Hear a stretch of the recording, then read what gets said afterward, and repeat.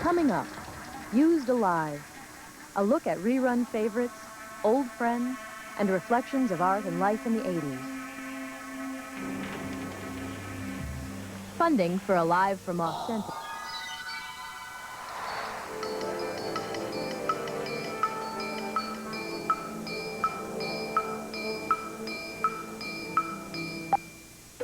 There are three nevers in performance art.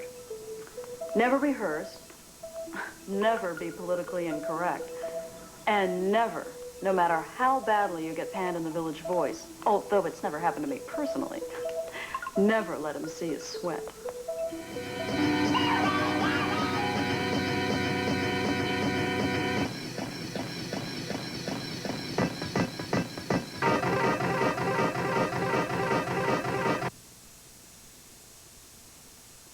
Our first question might be, what is an experimental artist? An experimental artist makes work that's personal, unique, not like everybody else. What other kind of artist is there? An unexperimental artist, a bad artist. Next question. Gordon doesn't identify his work as choreography. He says he constructs his pieces. Why? He's perverse. Perhaps he doesn't trust conventional terminology. It's just another experiment. It's not much of an experiment. It's not much of a question. Next question.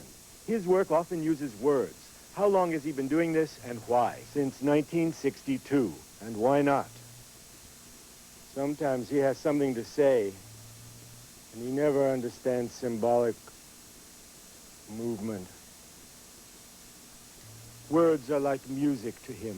How poetic, how preposterous. Next question.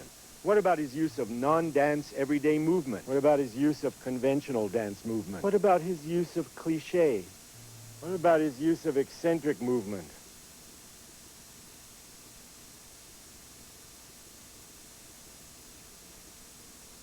And gesture. Sounds like he thinks he has the right to use any movement. Sounds downright eclectic to me. Downright is right. Next question. Does anyone know anything about his personal life? I've eaten with him. He likes cold leftovers. He sleeps on his left side and wakes up with wild hair. He plays Scrabble with me. I knew him when he was reading Trollope. I thought he was a bore. I've watched TV with him. He likes old movies. What's the problem with that? How do we know what he wants us to feel? He shows you what he cares about. It's not his job to tell you how to feel. Gordon has said, I am not unaffected to this day by the 89th viewing of Elsa Lanchester rising up as the bride of Frankenstein. I think it's very silly and also gorgeous. There is a fondness for dichotomy that I include in my work. As my tongue moves into my cheek, my hand also moves to my heart. Thank you all. Thank you. Thank you. Thank you. Thank you. Thank you. Thank you. Thank you. Thank you. Thank you. Faye, which is your better side? Do you think you look better from the left side, or do you think you look better from the right side? Are you prettier on the left or the right? Do you like to watch TV, or would you rather go dancing? Would you like to watch TV or watch dancing on TV? TV or not TV? Dancing or not dancing? What do you want to do? If you like to watch TV now.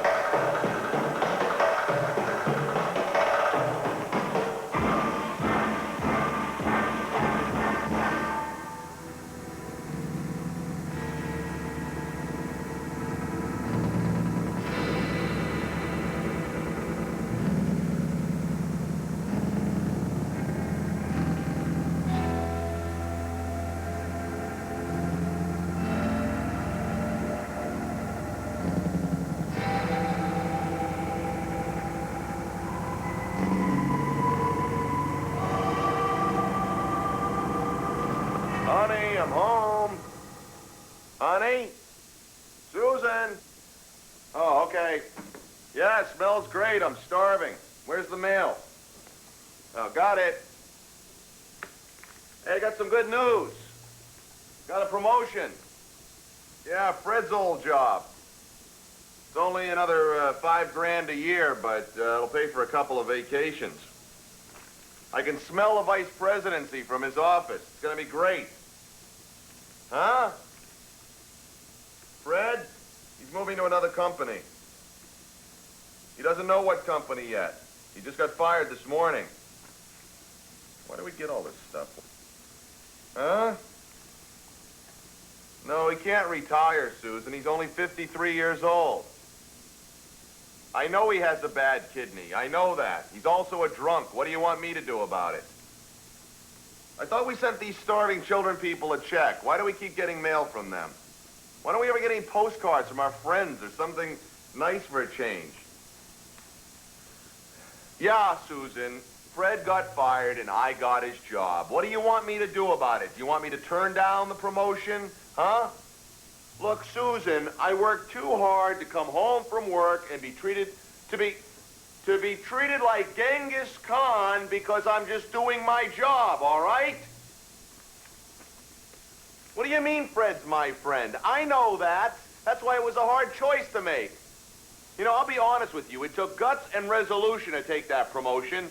And I'll tell you something else, too. If I hadn't taken it, somebody else would have. And that somebody would be VP by next year. You know what I love about you, Susan? You're just like all these other bleeding heart types. You think life is so simple. You love spending the money I earn. You love cooking roast ducks. You love driving around in a Volvo station wagon. And then you want to be this big saint when the going gets rough and the guy who has to do the dirty work has to show a little guts and resolution. Yeah, I'm angry. Yeah, I'm angry. Look, put the duck in the oven, okay? Because I'm just not feeling hungry anymore right now, all right? I'm going to watch a little TV for a while. No, I don't want to talk about it anymore.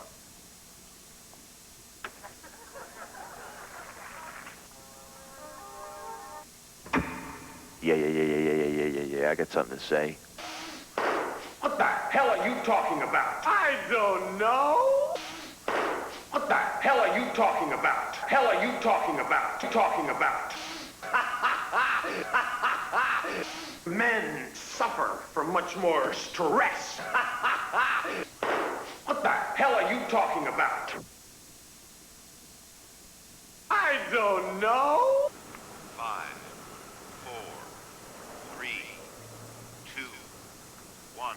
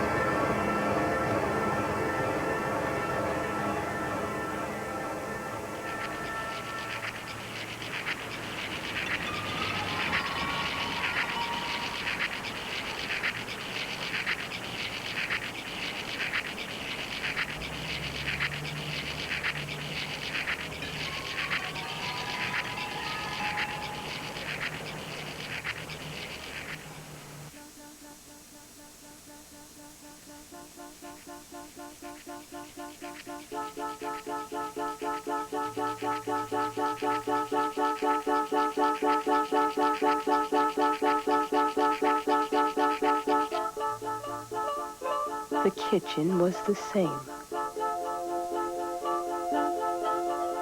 The table was the enamel table, common to our class. Easy to clean, with wooden undercorners for indigent and old cockroaches that couldn't make the kitchen sink.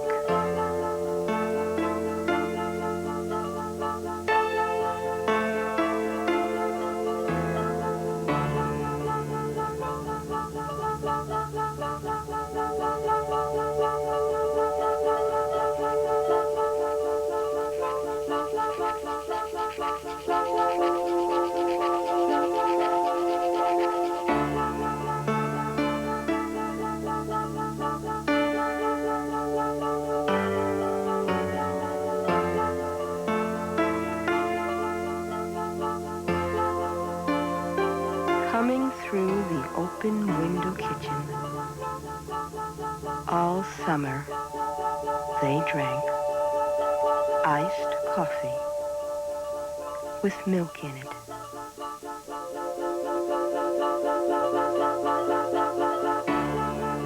They sat in their flower print house dresses at the white enameled kitchen table, near the window sometimes.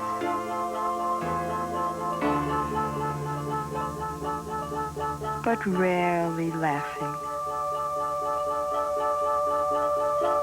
endlessly talking about childhood friends.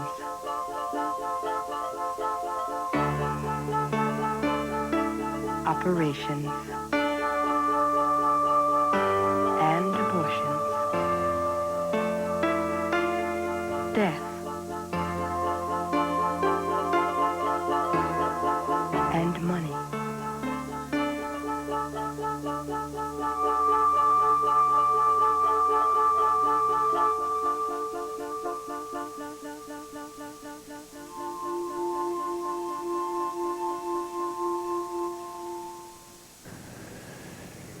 One really bad luck story I did hear about this, though, Macbeth, this cursed production. I had heard that someone had died of a heart attack playing Macbeth. He was only 27 years old, and he was playing it in Minneapolis, and he died right on stage. His heart burst.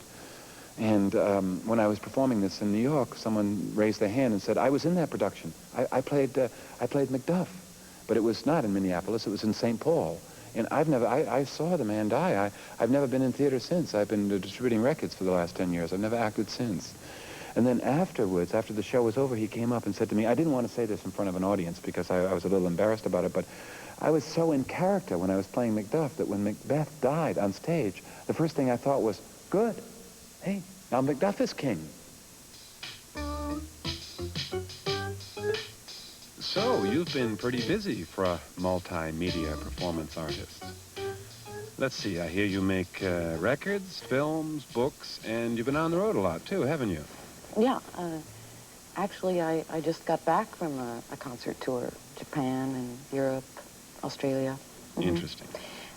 And, yeah, I'll be making another record soon. But lately I've been so busy doing press. Mm-hmm. You know, interviews mm-hmm. and photo sessions mm-hmm. and talk shows like this one that, you know, I don't have the time anymore to do the actual work. Mm-hmm. Yeah, well, you can't be in two places at once.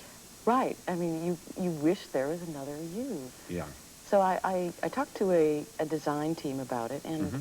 I mean, cloning is still in very early stages. But I think we did a pretty good job, and we were dealing with duplicating speech and a certain musical ability and logic. Interesting. And a few things came out sort of strange, but then I think it's always strange to see some kind of reflection of yourself. And anyway, we do work together, and sometimes he's on his own, but I think it's working out really well, don't you? Well, I write the music, and it's pretty interesting work, really. She does most of the words. Well, I mean, you've been writing. Well, some. No, I mean, it's been really good. It really has been good. Well, most of the time I'm not really sure what I'm writing about, but I keep I keep busy, you know. I keep writing.